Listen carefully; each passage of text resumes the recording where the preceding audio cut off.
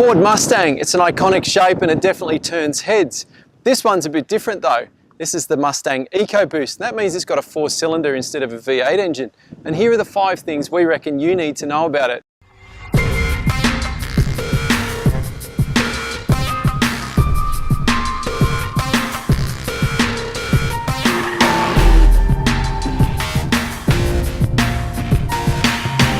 Number 1, it's impossible to start this list off without talking about the engine. It's a 2.3 litre 4-cylinder turbocharged petrol motor, makes 224 kilowatts and 441 Newton meters of torque.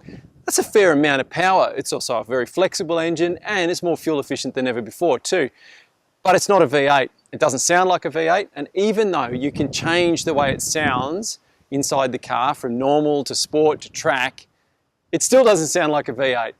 Number 2, the exterior of the Mustang EcoBoost is now in line with the V8 Mustang GT that arrived here in June last year. That means you've got this new grille, new headlights, you've actually got a lower bonnet line, and around at the back of the car you've got new look shark's gill taillights that tie in with these front lights a little better than the old ones did. Number 3, the Mustang EcoBoost gets the same updated interior as the Mustang GT. That means soft touch everywhere, really nice finishes on stuff. Handbrake's still on the wrong side of the car though. That's a hangover from the left-hand drive days. The Mustang EcoBoost does have a back seat, but it's really hard to get into if you're a reasonable sized adult. I can wedge my feet underneath this front seat here, and this front seat's set up to suit me. As you can see, I have no leg room and I have no headroom. Right round here in the boot, you've got 408 litres of storage space, and unlike the Mustang GT, which gets a can of goo, this thing actually gets a temporary spare tyre. Number 4, the Mustang EcoBoost Weird Driving is priced from $49,990 plus on-road costs, and that makes it the cheapest Mustang you can buy. But that doesn't mean you're getting a less than Mustang experience, because on the outside and the inside, this thing looks just like a V8 Mustang.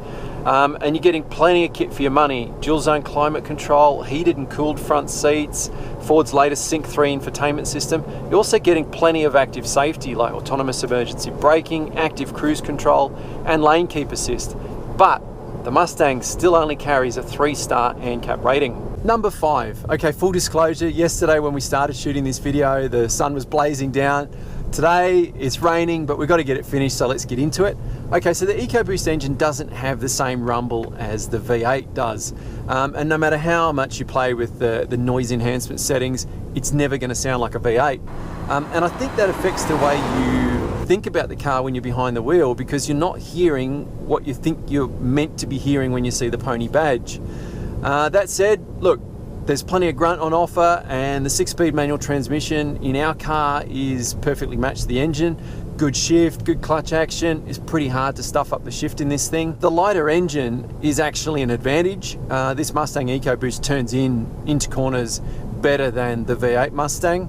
But in terms of the overall ride and handling, look, I think you're going to have to option up the Magna Ride dampers, because without them, this thing is just a little bit too bouncy, and especially so in the rear end. So there you have it, the Ford Mustang EcoBoost. It's got all the looks of a regular Mustang, but it's missing that V8 engine, and that alone will be enough to turn off some buyers. Now, if you want more details or to read our full review of the Mustang EcoBoost, head over to practicalmotoring.com.au.